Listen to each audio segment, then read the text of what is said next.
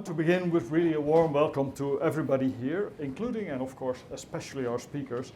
A welcome to this 2023 edition of the State of the Field conference series. My name is Peter van Dommelen and I serve here as the director of the Joukowsky Institute. And it is in this role that it is my privilege and most of all my great pleasure to welcome you all to Rhode Island Hall, the home of the Joukowsky Institute for Archaeology and the Ancient World. We are here on the campus of Brown University, and in light of the colonial histories of both this place here, that's now known as College Hill, and the Mediterranean regions that we will be speaking about, I want to begin with a formal acknowledgement of the long-held relationships of the Narragansett Indian tribe with these lands here in Providence. Brown University is located in Providence, Rhode Island, on lands that are within the ancestral homelands of the Narragansett Indian tribe. The Narragansett Indian tribe, whose ancestors stewarded these lands with great care, continues as a sovereign nation today. We commit to working together to honor our past and to build our future with truth. The image that you see behind the text here is the Wachaw Pond in southern Rhode Island, which is on current Narragansett land and which includes a sacred or spiritual island.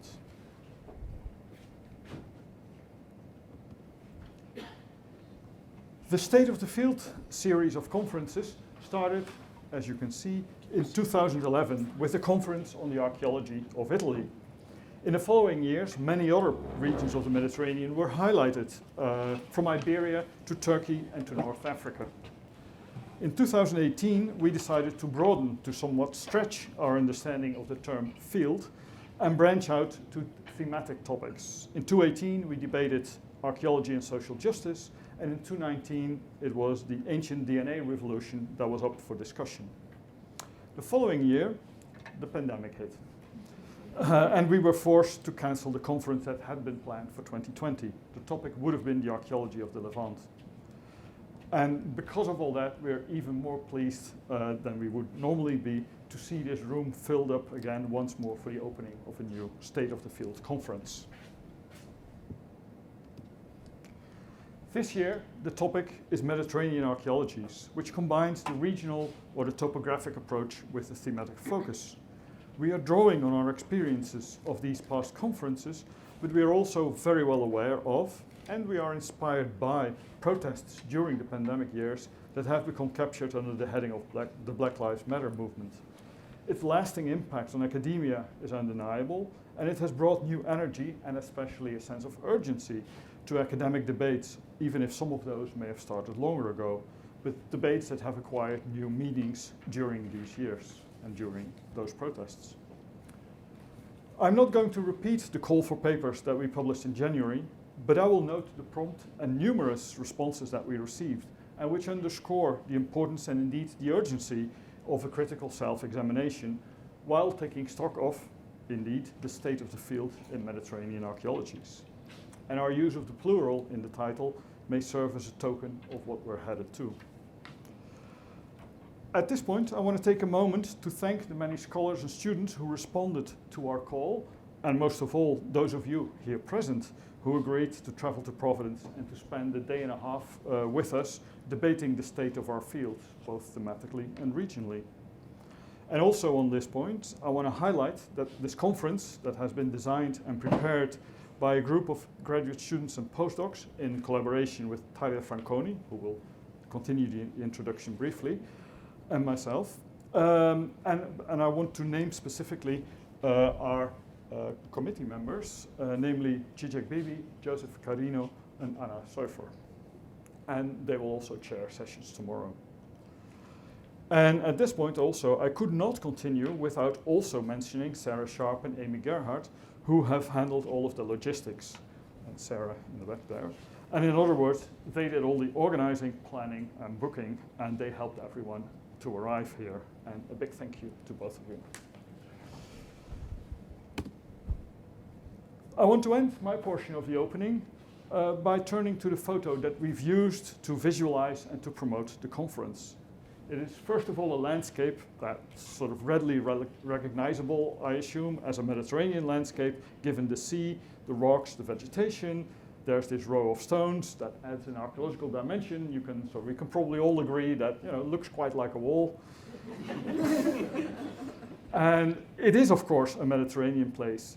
It is, as you can see below here, on the island of Ibiza, a place called Serra des Materet. The island in the background, so much in the background, it's almost in the foreground, that's called Es Vidra. And this place underscores that plurality of Mediterraneans that I've already mentioned before, both in the past and in the present. Starting with the past, this place is a prime example of one of those other Mediterraneans that have all too long been neglected. The wall that we see here is actually one of two parallel walls, so some sort of building that was there, even if it's now eroding into the sea as the cliff face is receding. The worked stones and the pottery on the surface here make it clear that it dates to the 3rd, 2nd century BCE, and actually that we can call it Punic, both in a cultural and in a chronological sense. Given this location on the westernmost tip of Ibiza, and with the dramatic cliffs of Es Vedra right in front of it, and given the quality of the stonework, this building, the whole place, the whole site, is what you would call a significant place in the landscape. A sort of place that others would label ritual. And there would be lots of more to be said about this place, of course, about Phoenicians more generally, or about Ibiza in particular, but I'm not going to do that right here and now. So I'm going to leave you with these thoughts and these place names. I'm going to hand over to Tyler for the rest of the introduction. Tyler.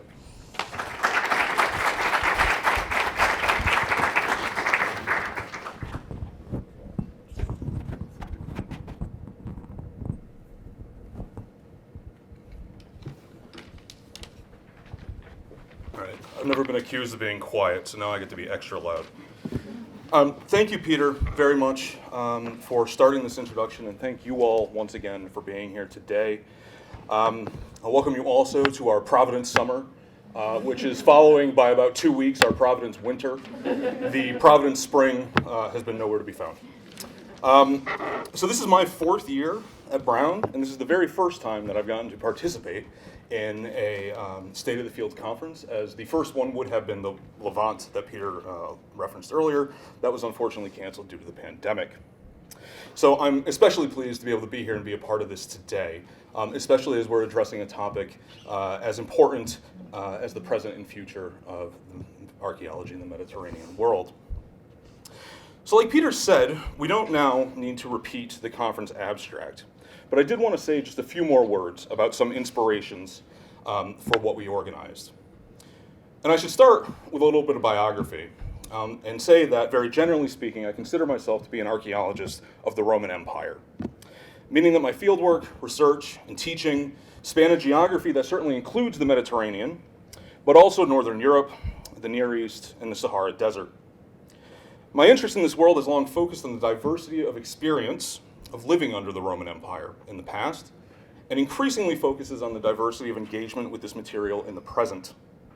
This modern engagement takes place at an international scale that is dynamic and heterogeneous, and both shapes and is shaped by archaeological research agendas.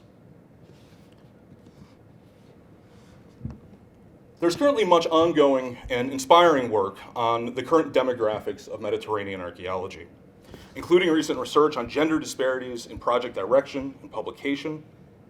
And with this in mind, I'm particularly pleased to have as keynotes today 2 women who have been so instrumental in the development of Mediterranean archaeology in the last decades. I've also been particularly inspired by an article published in the Theoretical Roman Archaeology Journal by Zina Kamash in 2021 that explored the variety of scholarly engagements with the Roman world through the conference series, the Theoretical Roman Archaeology Conference, or TRAC, over the course of 28 years of existence. Now, this conference is British in origin, but increasingly travels across Europe on its annual jaunt, but has only once ventured into North America so far.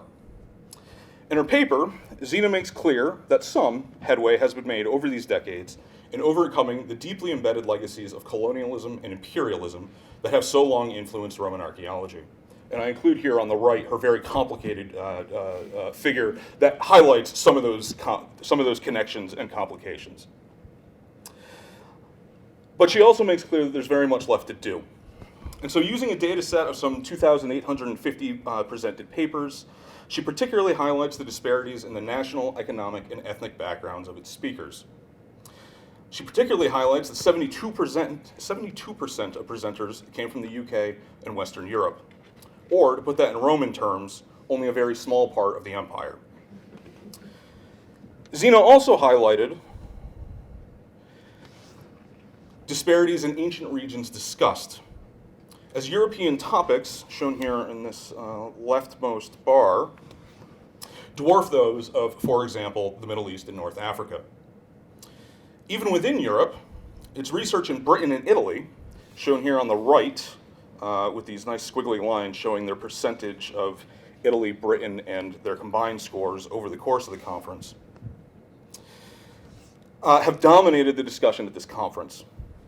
She relates this narrow geographic focus back to the national origins of the speakers presenting their research, and she calls for a more diversified participation in the future in order to not let the archaeology and archaeologists of some 2/3 of the empire be ignored. This diversified participation, of course, has many obstacles, not the least of which are financial. But explicitly recognizing these problems and thinking about solutions or possible solutions is a valid first step. Now, TRAC's British origins mean that we cannot easily extrapolate its particularities to discuss similar contexts in North American scholarship. Zena's approach to the conference series did, however, make me think about North American corollaries. And so I turned to the annual meetings of the Archaeological Institute of America as a starting point. Now, the AIA is a much larger conference than TRAC and has a much wider geographical and chronological remit than just the Roman world. It also occurs jointly with the Society of Classical Studies annual meeting, and therefore has a long tradition of being particularly associated with the Greek and Roman worlds, although as I'll show you, it's changing slightly. So with this in mind, I used this year's conference, so just 2023, to provide a snapshot of North American engagement with Mediterranean archaeology. So here I'm showing you two graphs looking at the geographical focus of papers presented. All right, so there were 406 total. Yes, I read through the entire program and categorized these myself, and I lost not a small bit of my sanity as a result.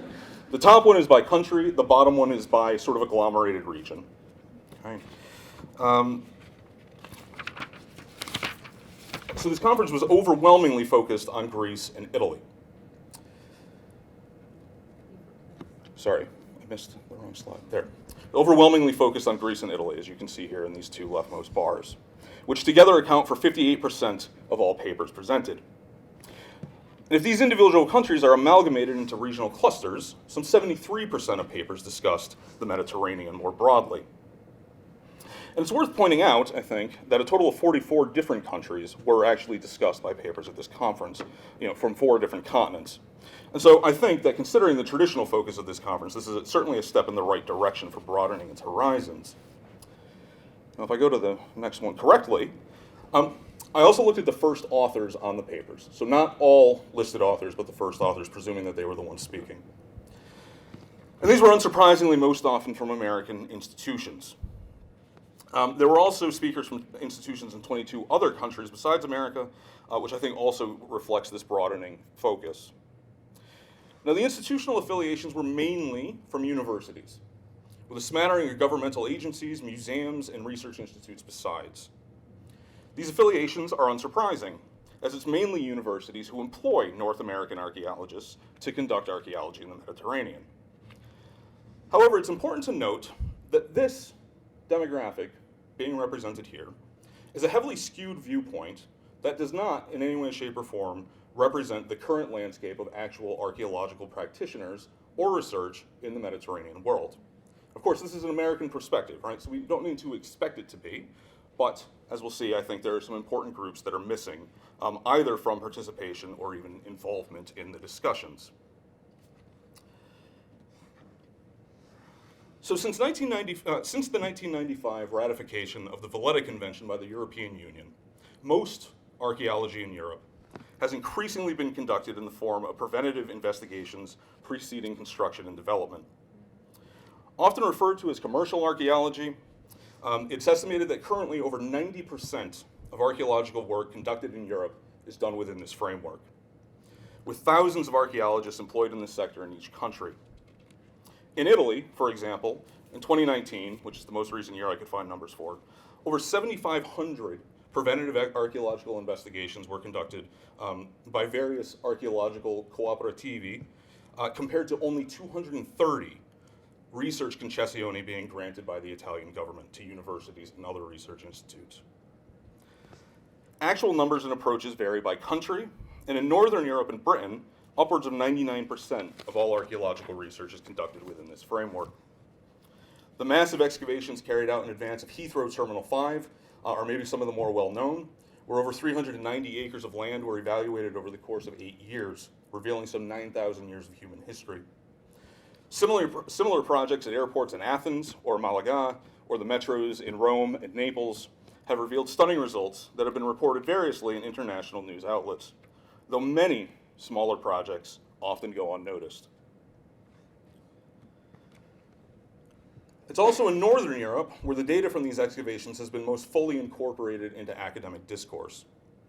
In the last 15 years, projects like the Rural Settlement of Roman Britain, the English Landscapes and Identities Project, or Gallia Rustica, have used developer-generated archaeology to rewrite traditional narratives of life in the Roman world and other periods besides.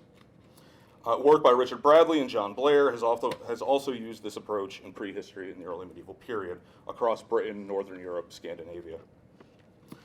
Syntheses of this sort are less common in the Mediterranean world, and the archaeological data are far less accessible.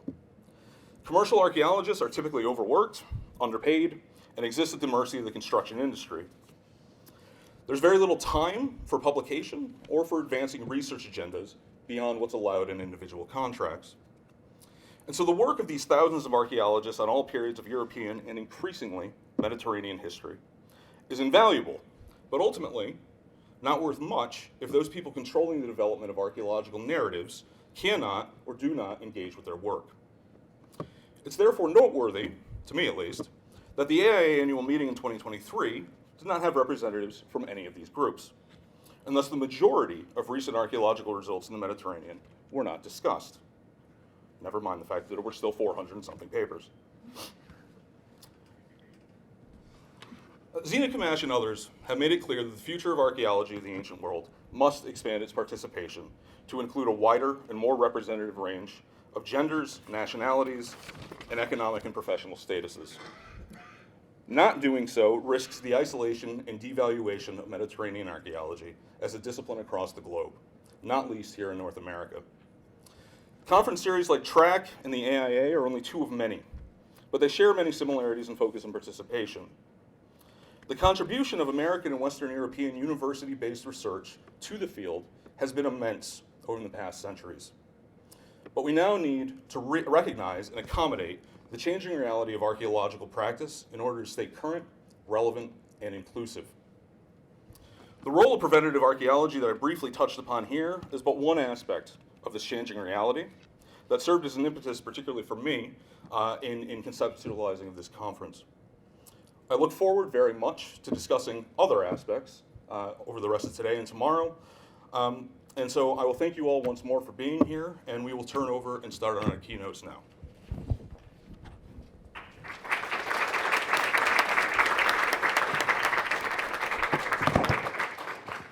If you want to help Lin with the microphone and the PowerPoint.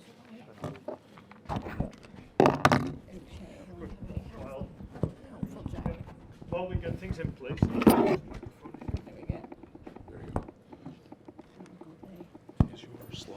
Good.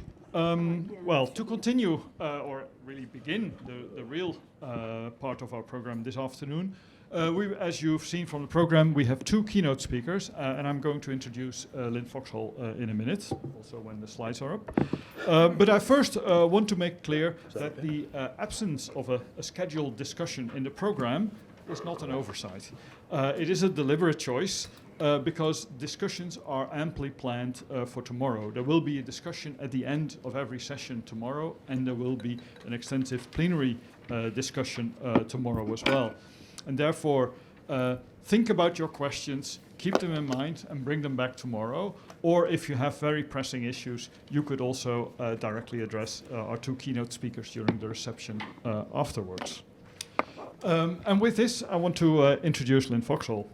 Professor Foxhall is the Rathbone Chair of Ancient History and Classical Archaeology at the University of Liverpool, where she has been since 2017, and where, amongst other things in those years, has served as head of school, which is, I guess, sort of equivalent of a dean, we would say here. Technically a dean. Yeah, technically a dean, even, not sort of equivalent. Liverpool is also the place in university where Lin was awarded her PhD in 1990 with a dissertation about ancient agriculture and the ancient economy.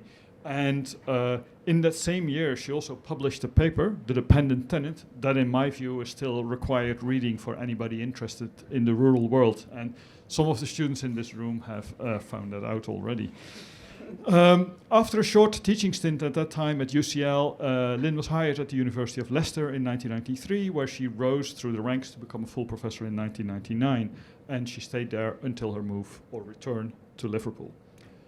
Lin is a Greek archaeologist who's always worked on the cusps between classics, archaeology, and anthropology, as is evident from her books. Just to cite a few, Greek Law in its Political Setting from 1996, Thinking Men, which is about masculinity, and note the date, 1998, but also Olive Cultivation in 2007. She currently serves as the editor of the Journal of Hellenic Studies. Lin's fieldwork has been in Greece, the Methana survey in the 1990s, but at the end of that decade, just before the 2000s, she started working in South Italy, where she has since co-directed with John Robb the Bova Marina project in Calabria. It is therefore a great pleasure to hand over the proceedings to Lin Foxhall for her keynote paper, Changing Approaches to Mediterranean Archaeology, Seeking Small and Thinking Big. Lin. Thank you very much, Peter. Well, thank you very much, because it's an honor and a real pleasure to be here, and I am totally delighted. Now, that's the remit that Lisa and I got from Peter. So Peter, I hope we do you justice, and I'll move on from there. So when I first encountered Mediterranean archaeology as an undergraduate in the 1970s, who'd wandered into classics entirely by accident, that term wasn't even in use where I was. Classical archaeology was a very different field from what Mediterranean archaeology has now become, with a focus mostly on art and architecture, iconography and style, and archaeology consisted largely of the big digs, very much colonial enterprises, where major sites in the Greek world, in Greece, had been kind of appropriated by foreign schools, and the focus was very much on these kinds of big, impressive places. Classical archaeology was totally divorced from archaeology in anthropology departments, which at that point was becoming very much processual archaeology, and archaeological practitioners didn't talk to each other over that divide. So there was quite a lot of hostility between them, in fact, in my experience, and prehistorians of classical lands got kind of stuck in the middle there. Now, I decided to study undergraduate, or to study ancient agriculture as an undergraduate, because I was studying classics and I first read Hesiod, and I was completely horrified to discover that most of what scholars had written at that point about the agrarian aspects of the works and days was, quite frankly, garbage. Even though at that point I'd never been to Greece or the Mediterranean, and I was a kid who knew a thing or two about farming, grew up in a rural area, and it just didn't all add up. So a few years later, I was a graduate student at Penn in classics, classical archaeology and ancient history, and I was really surprised when one of my professors at that point said to me that he thought Greek agriculture wouldn't do as a dissertation topic because agriculture wasn't central to Greek history. Which even then was a little bit staggering, but there you go. But that was the bad old days, and fortunately, even in the 1970s, there were some people who were already moving beyond this. And I won't get too historiographical, but there are some key books and key things that I think are worth saying a word or two about. The Minnesota Messenia project was a game changer under William MacDonald and George Rapp, and it really initiated the first systematic survey archaeology in Greece. Published in 1972, it was revolutionary in that it covered all site types and periods from the Neolithic to the present. And for the first time, this was an interdisciplinary project which specifically aimed to deploy scientific techniques and methodologies in combination with the much more humanities-based approaches of classical archaeologists and historians to investigate sites in the context of their environmental, geographical, and geomorphological settings. And this was a methodology, now of course sounds totally ordinary, but at that point was something that had never really been utilized in the classical world. And it was modeled directly on projects in the Near East and the Americas, developed and led by anthropological archaeologists with a far more explicit theoretical underpinning. And that approach provided MacDonald and the MME team with an intellectual platform that enabled them to ask a whole new set of questions about Mycenaean society and, importantly, much more broadly, about how Greek societies had occupied their landscapes that classical archaeologists would never before have even thought of asking. And the other key work, one of the first indeed to think about Mediterranean connectivity, was Renfrew's Emergence of Civilization, which aimed to provide an alternative explanation to diffusion from the East for culture change and development by applying systems theory to the archaeological data available for early Bronze Age, the early Bronze Age Cyclades in the Aegean in the 3rd millennium BC. Now, this originated in a different British archaeological tradition. Indeed, the book is dedicated to Gordon Childe. But it was also very, very much influenced by American processual archaeology, what was then becoming the new archaeology. Although now it's kind of the outdated archaeology, but that's another story. And these two works, I think, were very slow to gain traction in Greek archaeology, but others certainly followed. Things like Michael Jameson's work in the Southern Argolid. He was an ancient historian at Penn with whom I was lucky to study, and he was instrumental in supporting what were then cutting-edge archaeological projects at the Franksy Cave and the classical city of Haliace, and then initiated the Southern Argolid survey, eventually published in 1994, though it started in the late 1970s. And around the same time, in 1974, Joe Carter also embarked on a similar kind of landscape approach to the rural territory of Metaponto, and again was one of the first people who did classical historic period archaeology to deploy scientific methodologies and landscape approaches. And that survey, that material is still coming out from what was an enormous project. So my personal memory of classical Greek archaeology in the 1970s, and indeed well into the 1980s, is that nobody really thought in terms of Mediterranean archaeology, let alone Mediterranean archaeologies. Of course, there was a large body of work on specific Greek sites in southern Italy, in the Levant, in North Africa, Anatolia, and lots of other places, but very few people contextualized their work within a wider framework of Mediterranean archaeology. Really, they were just looking for Greeks. And that was a completely different kind of epistemology, as it were, a completely different kind of exercise. And I think John Boardman's work, The Greeks Overseas, is a case in point.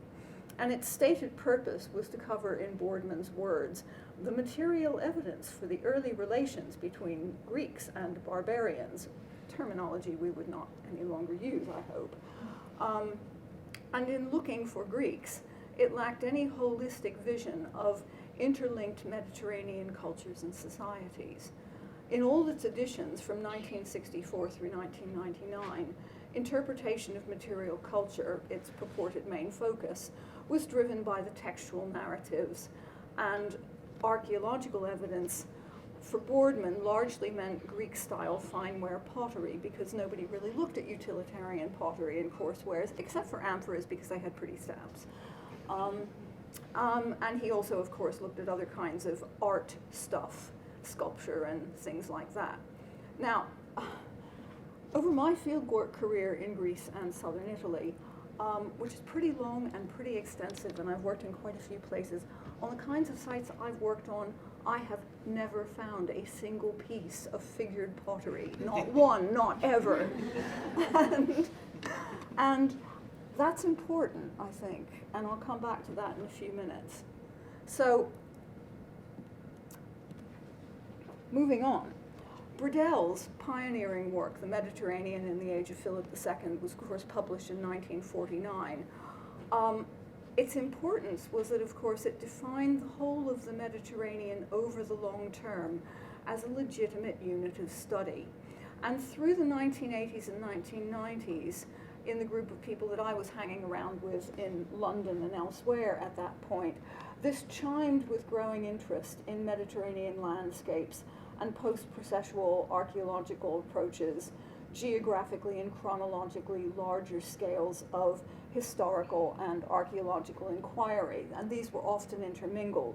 So things like world systems theory, or indeed other scholarship of the Lannais historians with their broad brush perspectives and the entanglement of history and landscape and environment, was attractive to both archaeologists and historians, and indeed Mediterranean anthropologists, although there were a lot more questions there, I think, in some ways.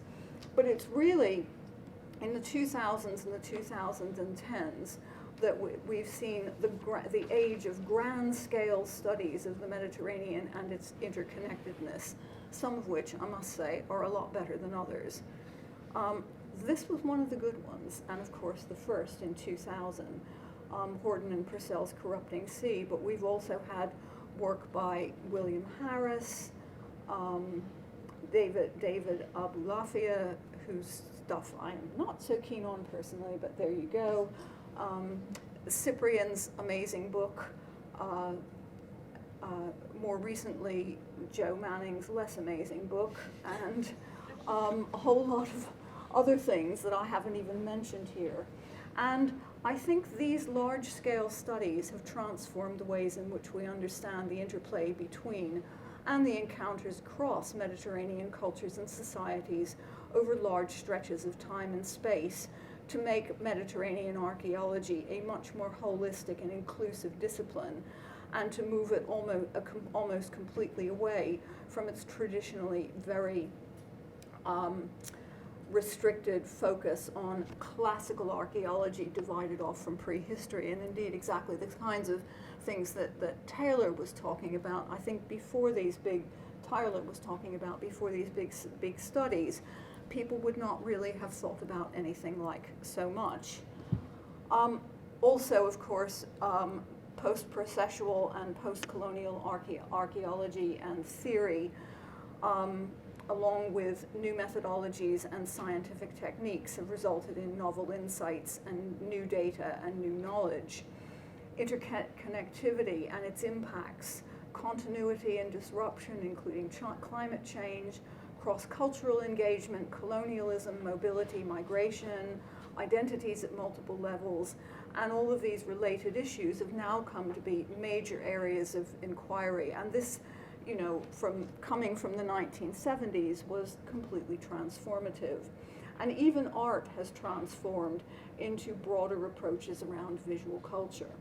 And we now investigate a much wider range of the spectrum of Mediterranean societies than ever before, employing a wider and ever-increasing range of evidence streams, heuristic and scientific methodologies, and theoretical and intellectual frameworks. So for me at least, Mediterranean archaeologies really start to begin, I think, in the 2000s. It's a 21st century phenomenon, and we're only just starting.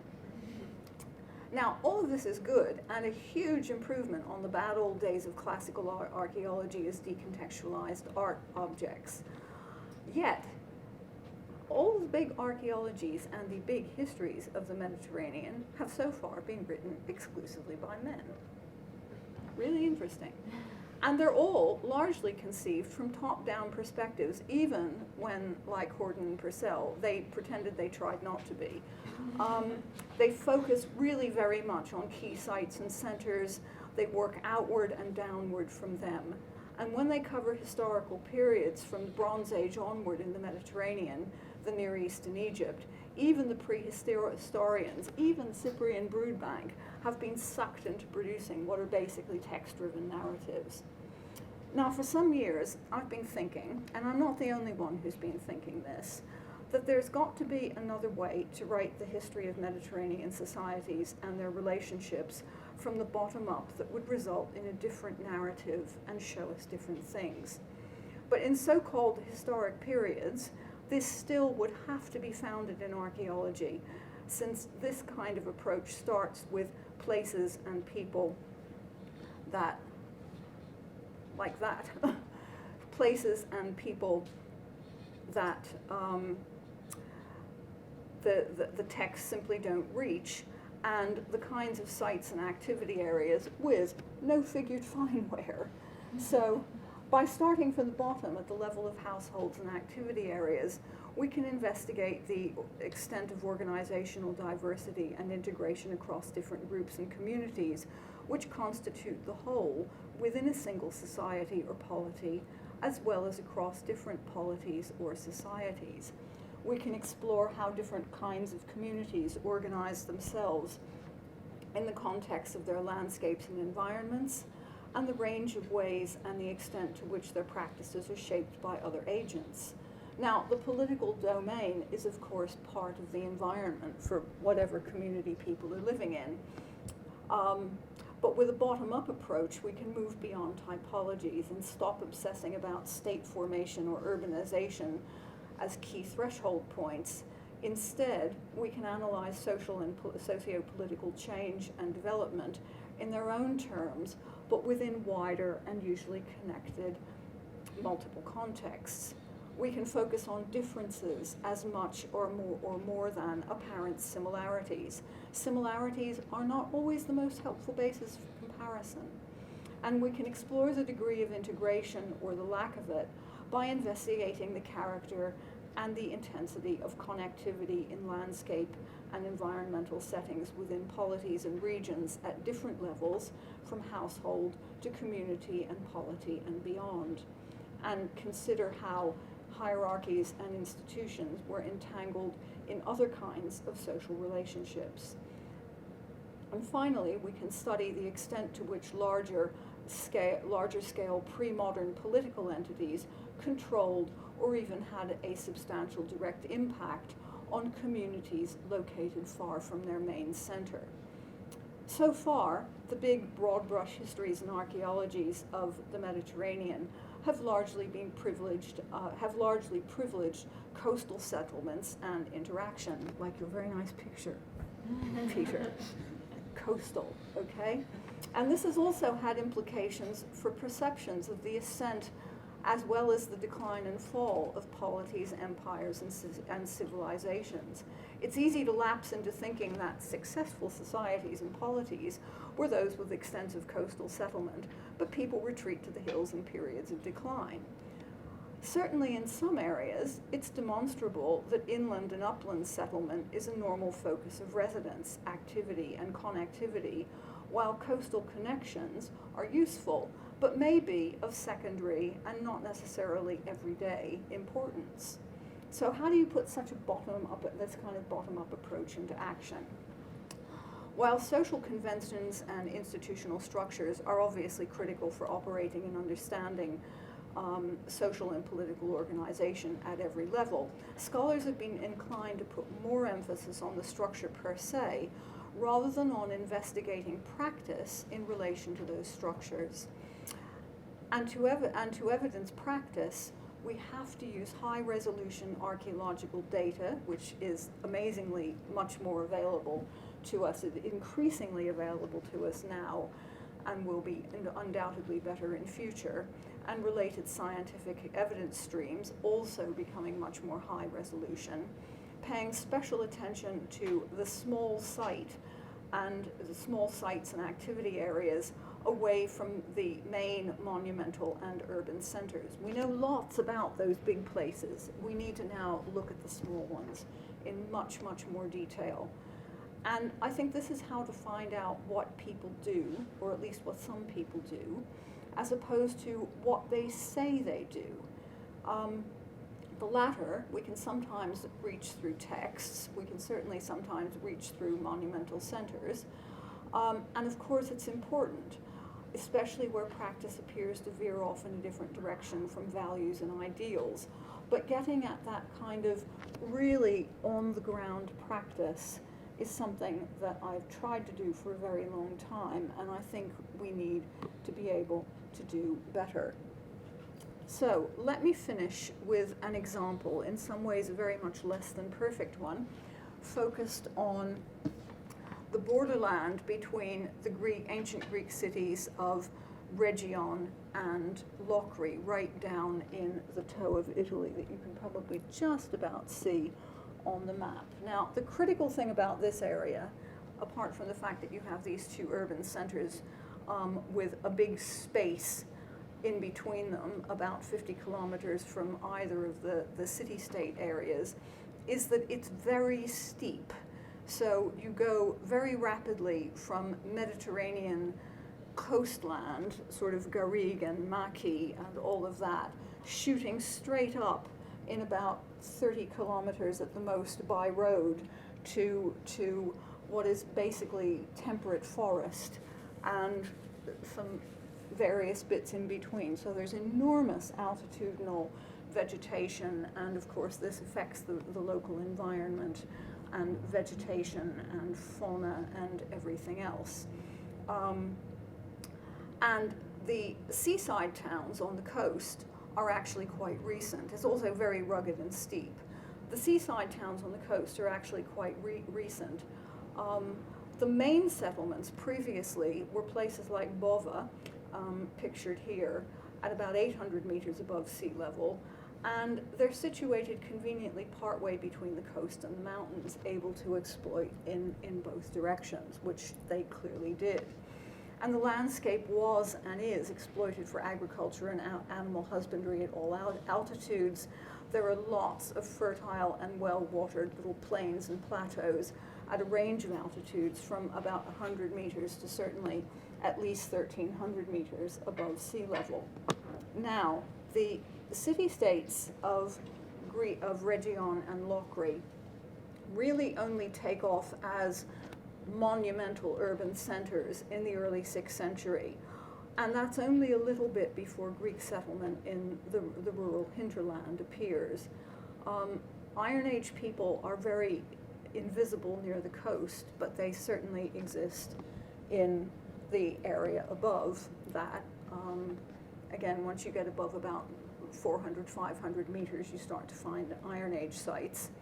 And in the sort of archaic classical period, there's one unfortified village-scale settlement, which you can see on the map there.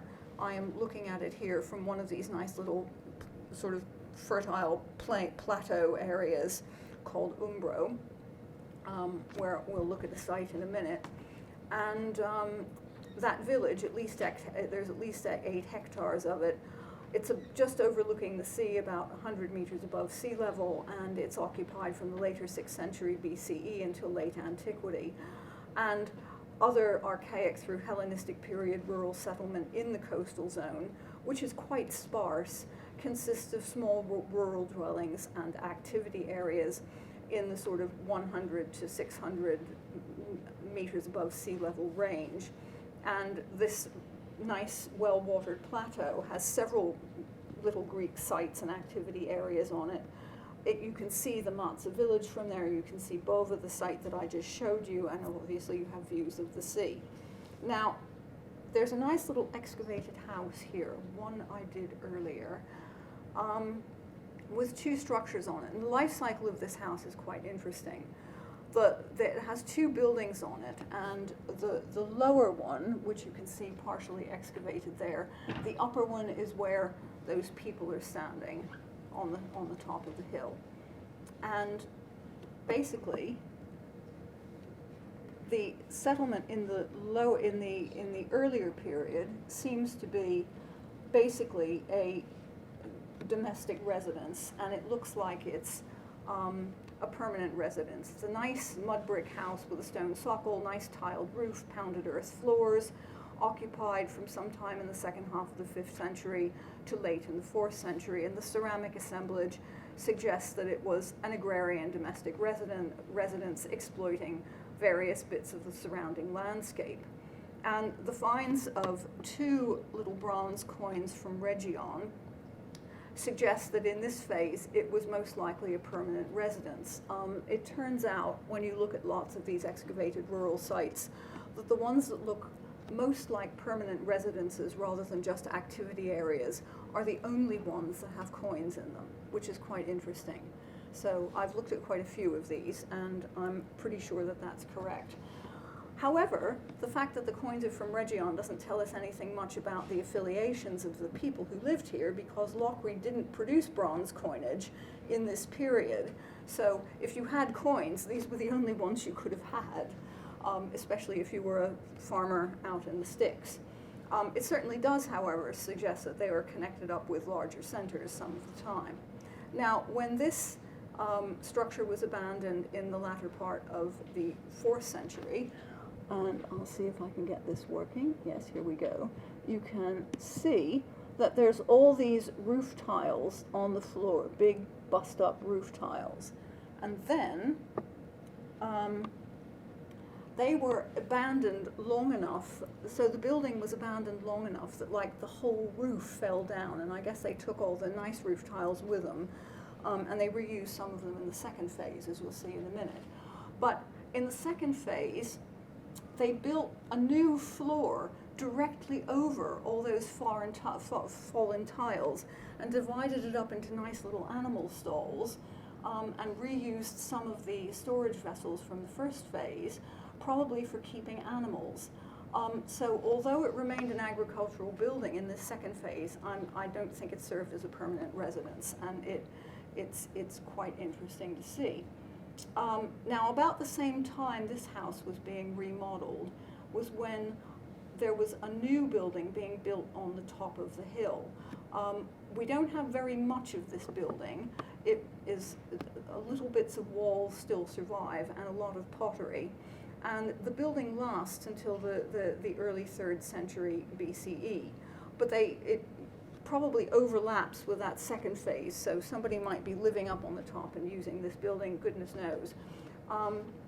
But it goes on for quite a while, but it's in little phases. It's stopping and starting all the time.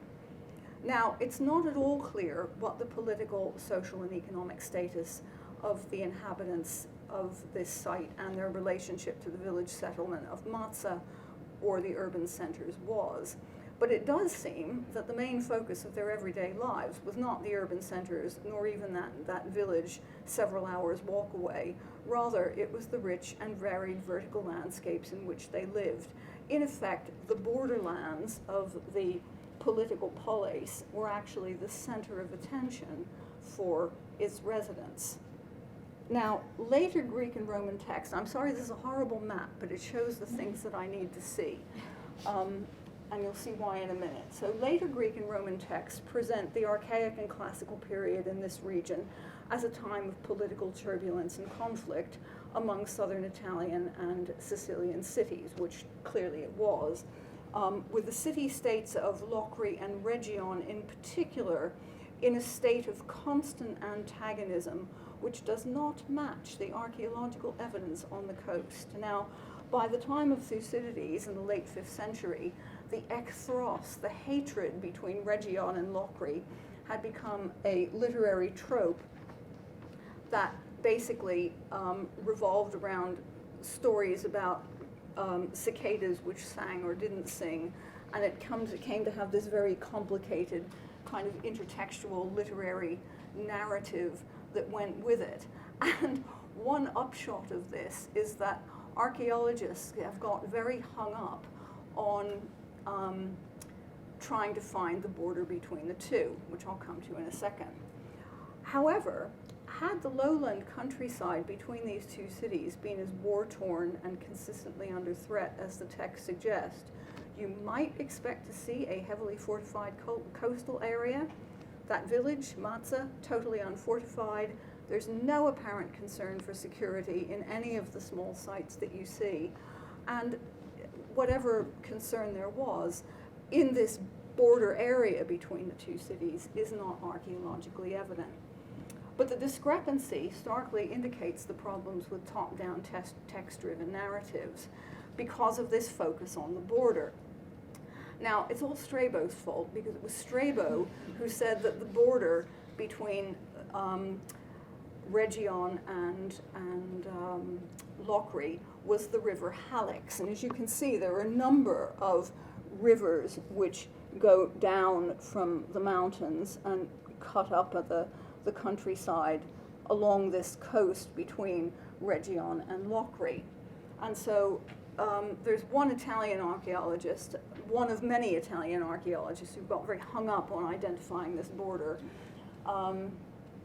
And he has identified it as the Palizzi River here for no particularly good reason. And one of the issues with this is that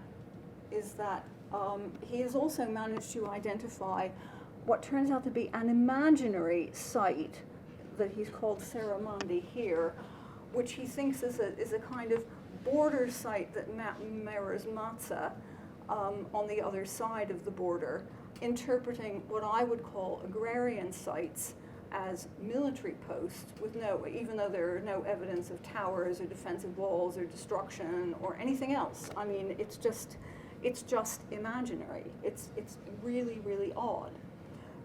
On the other hand, upland settlement tells a very different story. And the upland settlement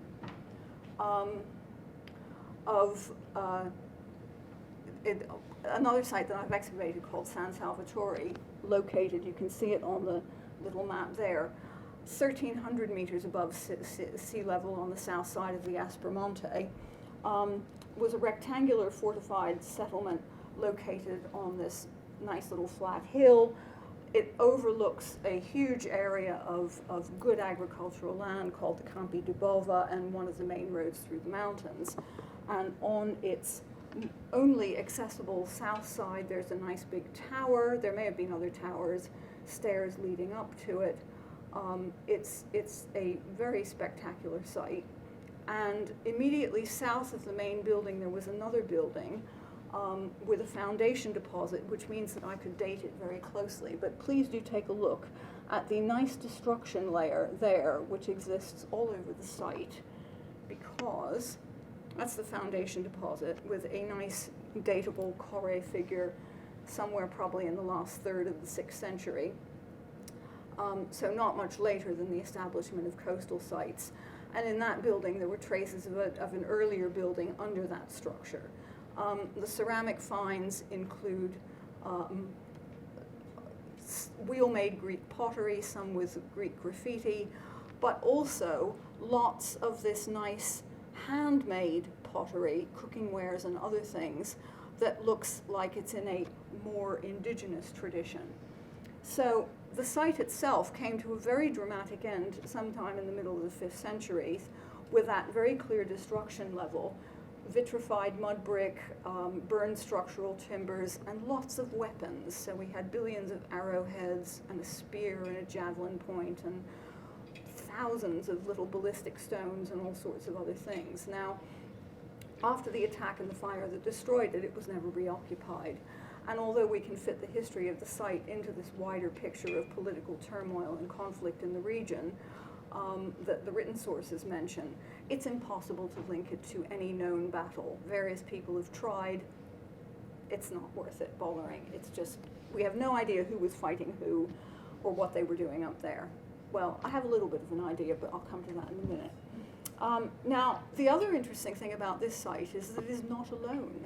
There are a number of other contemporary sites in the Aspromonte, both on the north side and the south side, some of which seem to be more Greek and others look a bit more indigenous, or like San Salvatore, just mixed. So this one is called Serra de Tavola on the north side of the Aspromonte, closest to ancient Mataurion, Gioia Tauro, and Medma, occupied from the mid-6th to the early 5th century.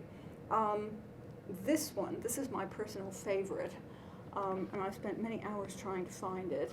It's called Palazzo, like many of them are, and it's a nice little similar site. Nice Greek Ionic cup like the one that had the Greek inscription on it from San Salvatore, but this inscription is in Greek letters but some Italic language that nobody can read.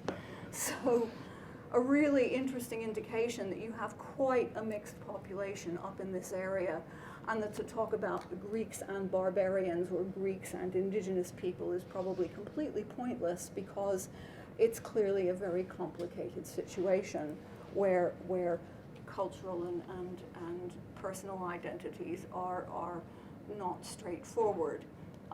This one closer to Locri, Monte Palizzi, is also starts in the later 6th century but goes intermittently down to the 3rd century. And lots of these, again, are occupied right through the classical period down into the 3rd century. Now, who inhabited these sites and what their affiliations were with larger centers is completely unclear. And the traditional interpretation has been to assume that each of these settlements was constructed by a city as a military outpost. So Serra de Tavola has perversely assumed to belong to Region, even though it's closer to Medma, while Monte Palizzi was assumed to belong to Locri. But we have no positive evidence to support the view that these were civic establishments at all, not certainly in the early period.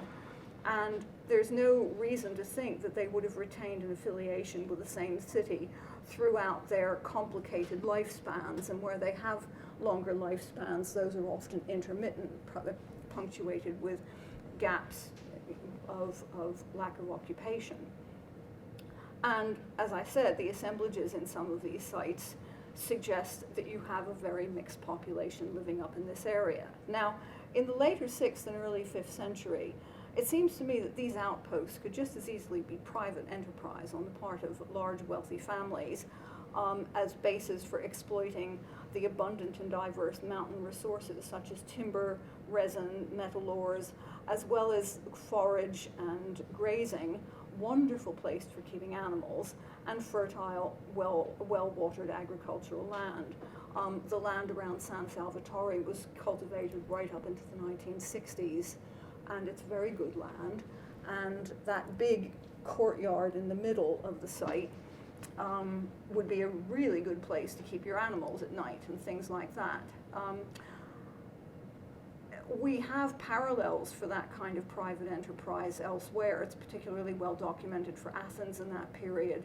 And of course, the boundaries between the power of elite families and the structures of civic governance weren't necessarily very clearly separated in that period. Key members of elite families were also office holders. And that they're fortified, unlike the coastal sites, is hardly surprising in this kind of remote location, where no matter who built them or why, different groups might contend with each other over these very valuable resources. And the attack on San Salvatore shows exactly why their concern for defense was clearly justified. Now, top-down approaches, whether based on major centers or written sources, are of limited value for understanding and interpreting the lives of people living in these kinds of in-between state spaces, a long distance from these major urban settlements. The evidence of small and remote sites enables us to investigate the degree of integration of these city-states, which actually seems to be quite limited. The political statuses of these inhabitants in these remote rural areas, the extent to which they were under the direct or even indirect control of civic authorities or wealthy families or individuals based in coastal cities, is completely unclear. Now, given the distances, these are like 50 kilometers and more away from the urban centers, and it's one hell of a trek up into the mountains there, and it really snows a lot in the winter, so the likelihood is that that control from urban centers must have been pretty light touch, especially at certain times of year. And communities must, for the most part, have depended on their own local forms of organization for most aspects of life, with relatively little reference to the civic authorities in urban centers. The level of concern for defense and the evidence of actual conflict in these mountain zones suggests that there wasn't very much civic or even local governments that carried any significant authority. And this contrasts sharply with that lack of concern for defense by settlement areas in lower elevations on the coast, with the exception of the urban centers themselves, which were fortified, and where I suspect most of that fighting that's mentioned in the written text probably took place. There's certainly evidence for internal and external connectivity via the coast, but connections with and between inland and upland areas appear to be equally important. So I think the question that Peter asked at the beginning, is Mediterranean archaeology a meaningful category? I think yes, it is, more than ever. It's after all archaeology and its related environmental and scientific evidence which will allow us to expand our knowledge in new directions, really looking at all these different kinds of cultures and societies and different elements within them. But to do that, we also need to expand the scope, depth, and variety of the connections that we investigate, and not stick to the traditional high-level top-down ones, because there are certainly many new stories to tell. Thank you very much.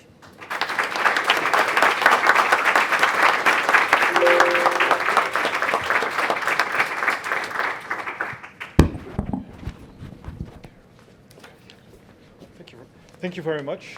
Tyler, you're the... Yes, well, you know that. We have to do an awkward mic dance now.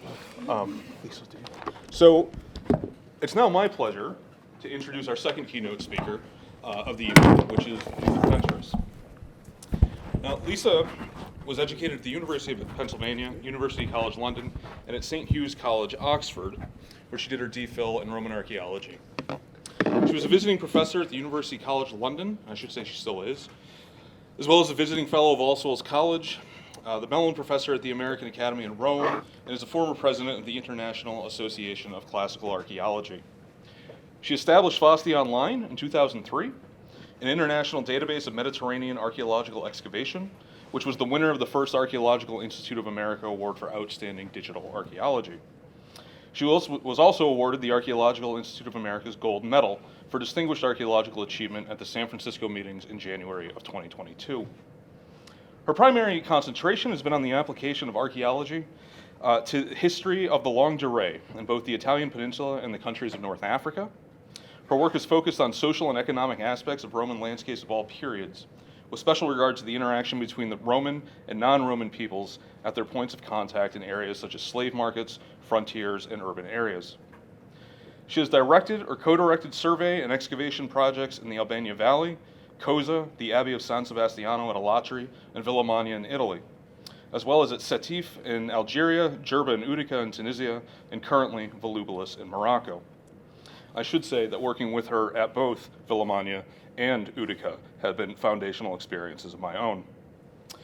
Lisa's going to speak to us now about Mediterranean networks towards a collective archaeology. Lisa, the podium is yours.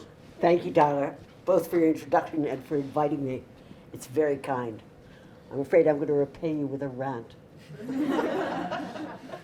Now, this is not a paper about decolonizing the past, a theme that has been beautifully and fruitfully treated, and it's increasingly urgent.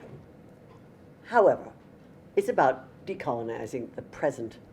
I want to talk about American archaeological practice today in the Mediterranean.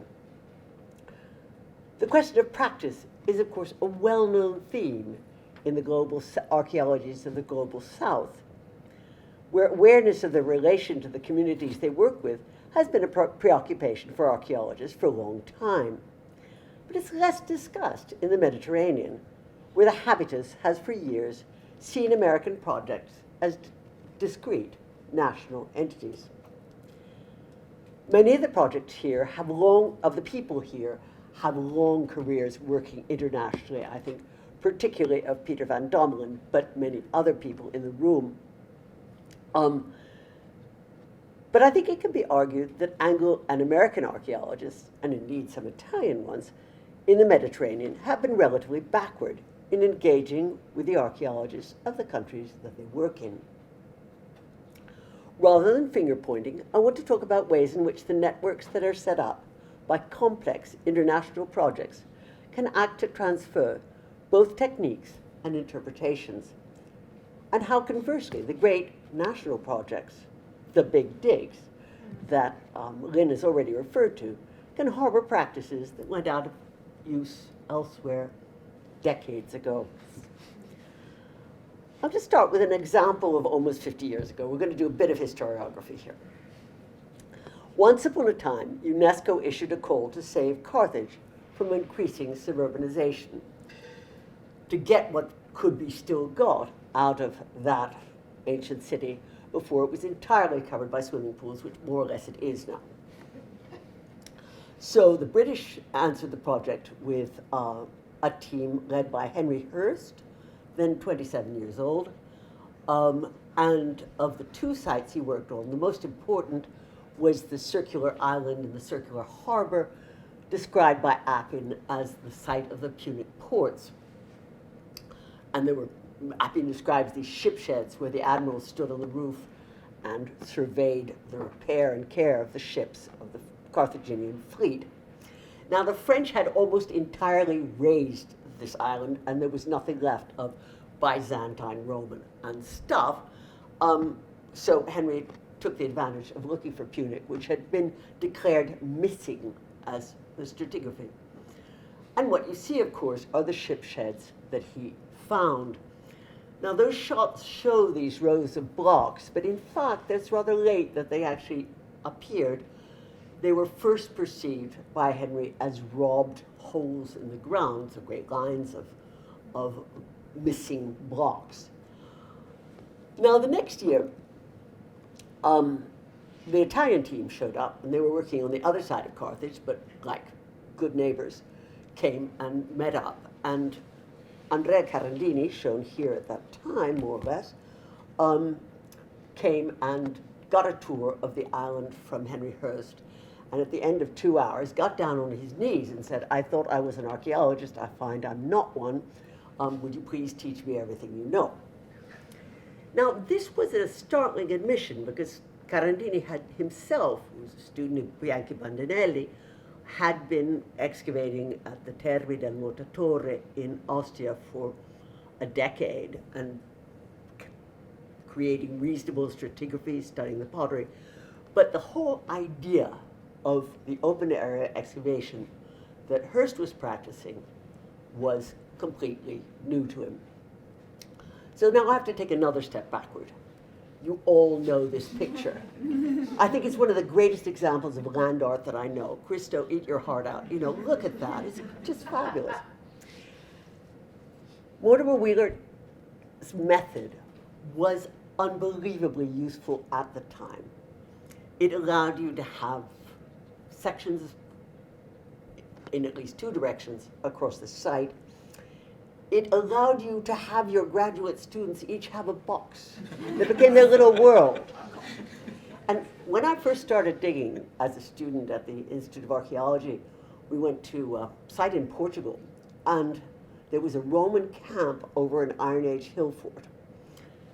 Wheeler boxes were led over these, and we didn't have a lot of room once we got down past leaving the Roman walls in place. So, you know, they were going this way, the trench was going this way. We'd get these little spaces to work in.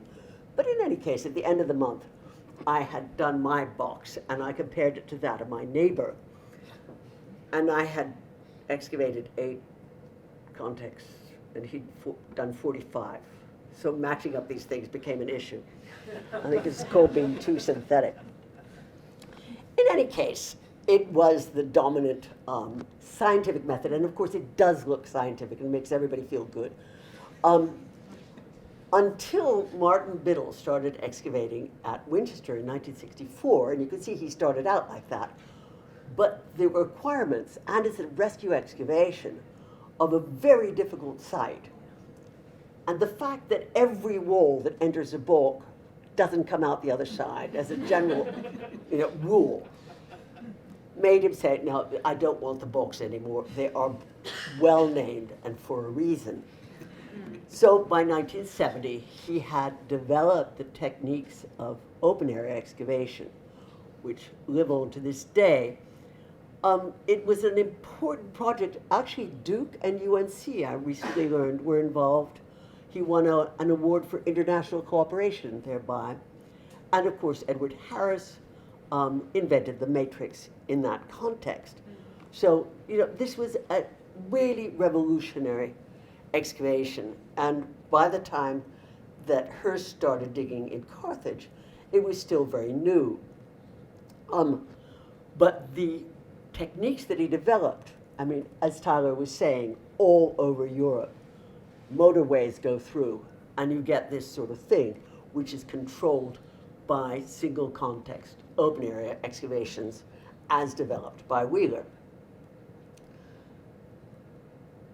The other thing that it did was it necessarily moved with those single contexts from the notebook shown here from the site of the Agora excavations to the context sheet, which with small variations became general throughout the 70s and 80s, and of course was then very easily changed to digital recording.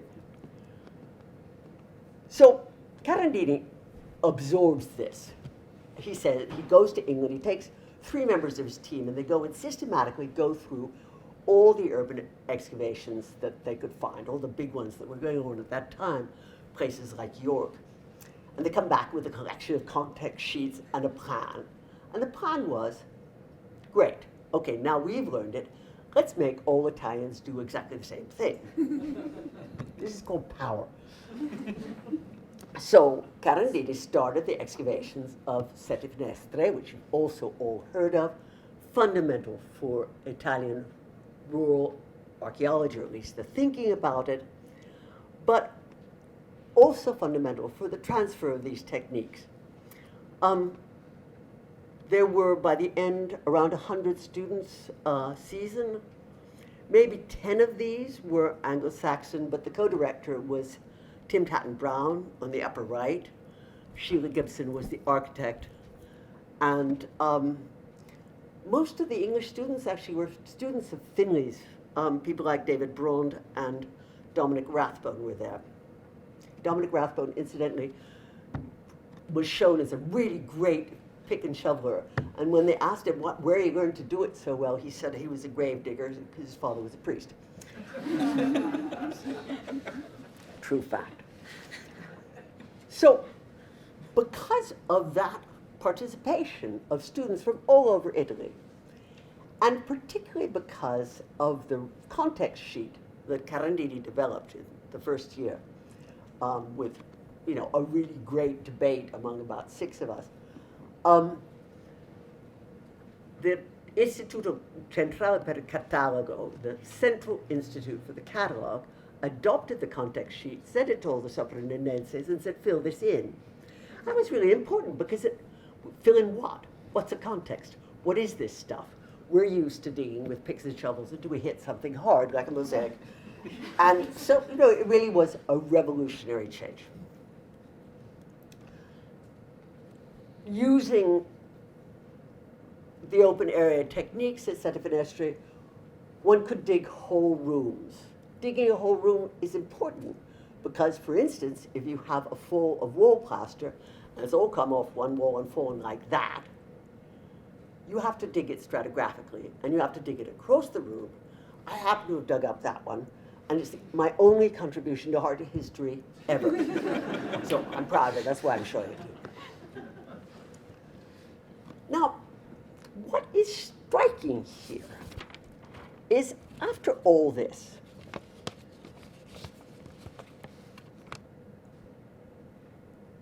that it didn't sink in.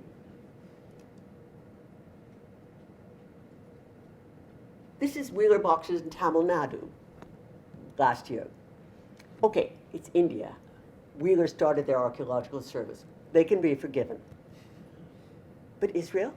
What are they still doing? And Corinth?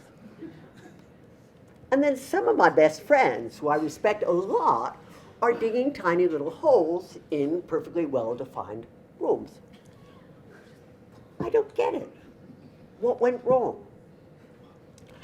What I want to argue here is that the failure of the advances in archaeological practice to spread had its roots in an extraordinary lack of archaeological connectivity. This is brought on, as much as anything else, by training that is often based exclusively on participation in one or another of the big digs, like Corinth, the Agora, Muro, that exist almost as institutions in themselves. Many have been going on for decades, if not over a century. These big digs create their own cultures, tend to be hermetically sealed from outside influence. In 1996, I participated in a conference at Penn in honor of 100 years of Corinth. And I was invited because by chance I happened to be restarting the excavations at Koza. There were some notable differences in the projects. In the Eastern Mediterranean, they're all directed by men. While in the Mediterranean, admittedly much smaller, but there were Carthage and Koza directed by women. And I noted that I was the only director that had anybody from the host country on our staff. The big digs were all 100% American. This is hardly a new problem. We all have our networks. They're formed at school, at college, grad school, as postdocs, and crucially, on excavations. This is one such network of women in archaeology, centered on Dorothy Garrett and Kathleen Kenyon, whose own contribution to archaeological method included powdery baskets and the recording systems for tell sites that crucially actually did enter American archaeology. Now, it's a lovely crowd of enterprising professional women, not all of whom are married to husbands who are also archaeologists. Though most of them are. That's why you have Agatha Christie up there. But with the exception of Lucy Shue Merritt, Joan Connolly, and a couple of other Americans, they're all English. Kenyon spent her life excavating in the Mediterranean. She did not make any foreign women friends. Where are they? The grid for Tessa Verney-Wheeler in the same volume collection shows much the same phenomenon, with a couple of Americans lurking at the edges. These two-dimensional grids highlight a problem of context. The networks which expand into Clifford Geertz's webs of significance are our archaeological culture, the source of our ideas, our methodology, and our production. If we ignore the cultural context in which we work and focus only on the data we recover in that context, we're losing much, much more than atmosphere. There is, of course, a side to this that is contingent. I was lucky enough to participate in the British Carthage excavations, then at Settifinestre. Moving on to the British Academy, University of Siena survey of the Albania Valley, where the team was entirely mixed at all levels. From our Italian colleagues, we learned that you had to know enough about amphorae and fine mirrors to date the sites, those sites that you found on the fly in the fields. Pottery had always been an essential part of their archaeological education. Students became friends and became colleagues. Nicola Terrinata was one of them, and we all learned from each other. Maybe this sort of full immersion is rare, but how many US projects in Italy have even a single Italian on the team? A forthcoming conference on Graham Barker's survey of the Molise Valley, the Beferno Valley, which was extraordinarily important scientifically, but it promises to end up with a worrying critique that for all his contribution to science, the Soprintendenza, the local universities, and above all, the local people did not come into it. Italy, like Greece and Spain, has legions of great archaeologists, highly competent CRM professionals. Why are American projects ignoring them? Instead, the flagship projects, again in Italy, are field schools, like Columbia's excavations at Hadrian's Villa that cost students $7,000 for a 4-week course. The directors and some of the supervisors are indeed Italian, but all of the students are American. Let's face it, no Italian would dream of paying to work. This is clearly not okay. It should not be beyond a decent project to raise money from LODE, from the NSF, or other sources in order to subsidize the project and to charge students at the limit the cost of their bed and breakfast. But to charge them for the excavation infrastructure is clearly not on. Instead, all Italian excavations are free to students. Many of them actually advertise on Fasti Online's Facebook page, which I recommend to you. It's full of interesting stuff. I don't run it. And this should be offered to students looking for fieldwork. It used to be part of the now defunct American Academy in Rome's summer program in archaeology that students would spend 5 weeks on an Italian excavation, like Filippo Quarelli's excavations at Frugeli, where they were anything but coddled, but probably learned more archaeology in the chaos than they would have done anywhere else. The vast majority of American and British projects in Italy have vanishingly small Italian participation. In Greece, it could be even worse. Although new projects require co-direction, there's no mention of students. The big digs are the elephant in the room. Notebooks have given way to iPads, but some things never change. Troweling backwards in the agora, digging in spits with pottery baskets rather than single contexts, letting the workmen do all the work, because in fact they're far more skilled than students. It's a sort of monoculture with no biodiversity at all. And yet, the agora maintains an enormous influence in the field. Around 15 years ago, Nicola Terranato calculated that the vast majority of American jobs in Greek archaeology went to graduates of that excavation, appointed, as often as not, by people who'd also participated in them. These are the networks of American archaeology in Greece today. If we move out of Europe, the situation is more complex.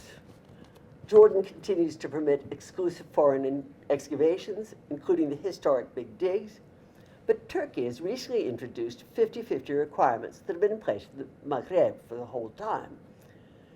Many of the older ongoing excavations have grumbled about this. You should listen to Aphrodisias, but it should work through the system.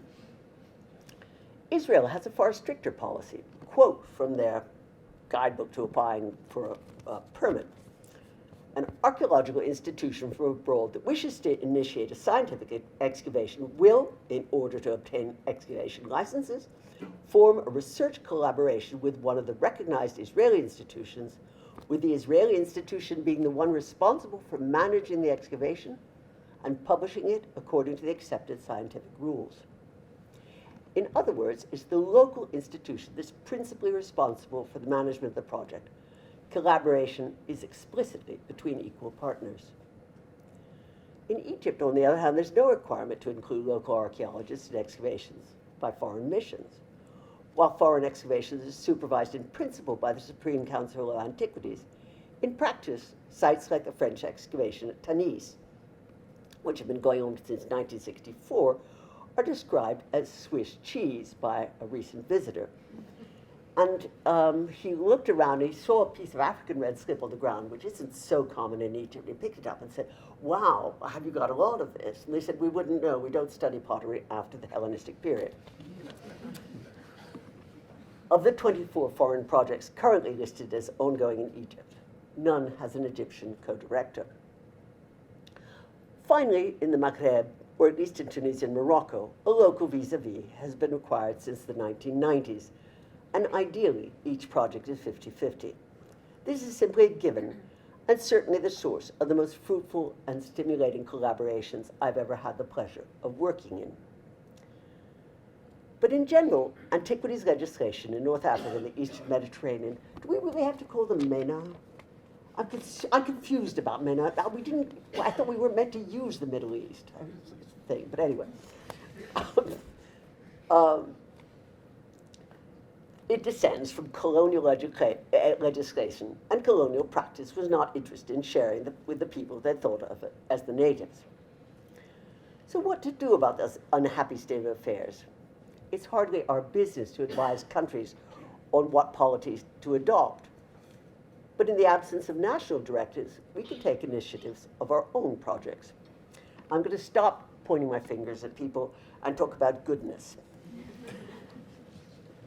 A good example of an excavation that should be considered ordinary, but is anything but, comes from the Serapia project, directed by Giovanni Di Venuto, Roberto Goffredo of the University of Foggia, and Darian Totten of McGill University. Their site, Serapia, is in Daunia, and it was founded in the 1st century BC, after an earlier site, Serapia Vetus, was abandoned because of flooding. The excavation did the normal things, or what ought to be normal. It did geophysical survey. Here you see in red the geophysical survey site. They had open area excavations. That's one trench where they hit the medieval stuff. This is another, largely late Roman. They had visits for the local community and eventually publication. And this is the team photograph. They were trinational with the odd interloper, and the students on that team have earned New Horizons and 3D networks.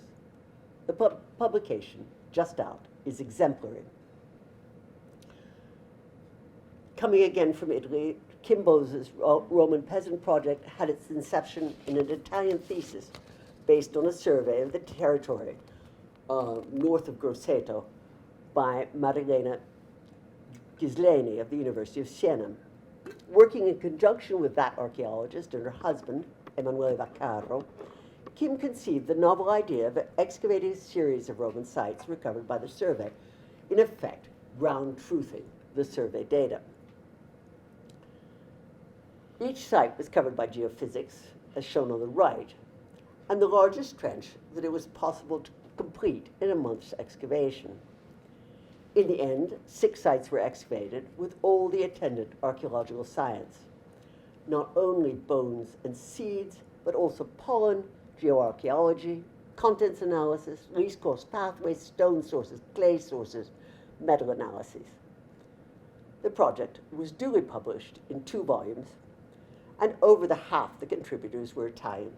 Stephen Collins Elliott is in the back of the room is an honorable exception. They had a program of lectures in the local schools, and on the yearly Archaeology Day, students from the village were invited to the site to assist with the work, ask questions, and dine with the group. This is groundbreaking stuff, and if I disagree with some of their conclusions, I'm in awe of their methods and the style of their practice. Both these projects provide models for collaborative archaeology, and one of the byproducts is the creation of complex networks that their students and volunteers, by which they're tied both to their foreign peers and to the extraordinary scientific revolution that's going on around us, about which we'll be hearing more tomorrow. These networks should, however, run much deeper than collaboration on the excavation. Institutionally, one can make a co-director a visiting professor, as our co-director at Volubilis, Hassan Liman, is at UCL. Graduate students could spend a year in the host country's institution, improving their command of the language, making their own friends outside the narrow confines of the excavation. And in the same way, senior members of the team could spend a pre- or postdoc year at a foreign university. The laboratories like those in Kiel for environmental science, Barcelona for pottery analysis of all types, Max Planck in Leipzig for ADNA, and of course the Wiener Lab in Athens for materials science can provide peerless training. Conferences toward the end of the project would bring in new people to discuss the results, provide different points of view. The networks thus formed would expand exponentially, challenging preconceptions and single methodologies. A final problem is the question of how we leave our sites. Most Mediterranean ruins are impermanent. Some of them are highly robbed out. Most of them will not resist without constant weeding and maintenance. And yet we have an obligation to leave sites at least not worse than we found them. The answer in almost all cases is to backfill. But where the site is important enough to be maintained by the host country, conservation should take place before the project is finished.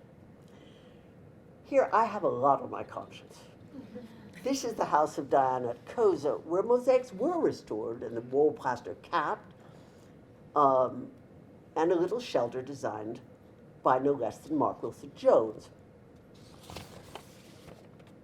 10 years afterwards, the site looked like this. At Utica, 6 years of excavation, interrupted by terrorism, revealed an important domus overlooking the Forum. Our Tunisian collaborator, Imed Benjerbani, insists that we cover it. It's a very important house, and as you can see, has very beautiful floors. But the projected cost of the project at 280,000 euros is enormous. Our original sponsor is not interested. He likes to pay for digging. He doesn't like to pay for fixing it up. And perhaps we should have thought of this before we started. The obligation is there, however, and will have to be sorted in some way. I'd be grateful for any ideas. In this vein, of course, there's also the obligation to get at least some representation of a site into a museum. John Humphrey's projects have been exemplary in this. The little museum of Byzantine Carthage on his site near the Byrsa, or the little site museum at Leptiminas. But our attempt to get at least some of our results at Volubilis into the site museum have been woefully inadequate, also because there is a local community that regards them with some disfavor. Again, these are projects that require collaboration with our partners at all levels and the occasional admission of defeat. This is all fairly simple stuff. The challenge in this is to move beyond amicable relations into real collaborations in which our own standpoint is not necessarily dominant. And this is hard. We live in a world where money talks, and money generally is on our side. In a long ago project in which I attempted to put a team from an American university together with the University of Siena, the first night's dinner was ruined by a fight between the co-directors about the use of a backhoe. The Sienese co-director said he wasn't taking off 60 centimeters of plow soil by hand under any circumstances, and the American co-director said that over his dead body would a machine be used on an archaeological site. The Sienese won, but the project did not go well. Almost the same year, I proposed to my Tunisian co-director at Djerba, Ali Drin, that we use a machine to dig through a massive mound of dump of murex shells, 5 meters thick. And his reaction was much the same.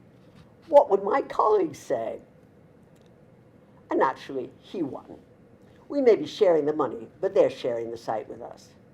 These interactions are fruitful, even if the final results are not what we would have chosen.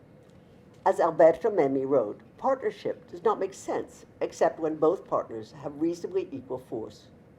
We have to be prepared to lose. I show, incidentally, us using a backhoe at Villamagna simply to make the point that I don't care what you think.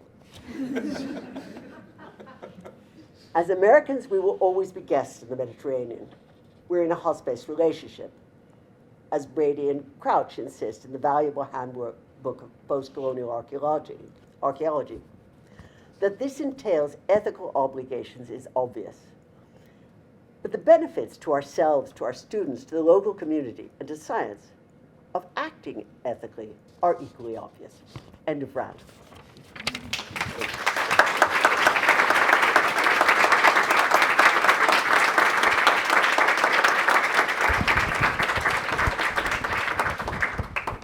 Thank you very much. Thank you very much, Lisa, and also again, thank you very much, Lin, for two wonderful, sorry, can you all hear me? Thank you very much, both of you, for two wonderful opening keynote lectures. As I said at the beginning, we're not going to go for a discussion now, but please, there's been so many comments, observations, rants if you want, which I think is an underestimation of what we all heard here. Keep those in mind, talk about it, think about it. There's a lot to talk and think about it. And please come back with those thoughts tomorrow, and then we will have some very interesting discussions, I'm sure. For now, you can begin by thinking and talking about it at the reception hosted next door here. Thank you.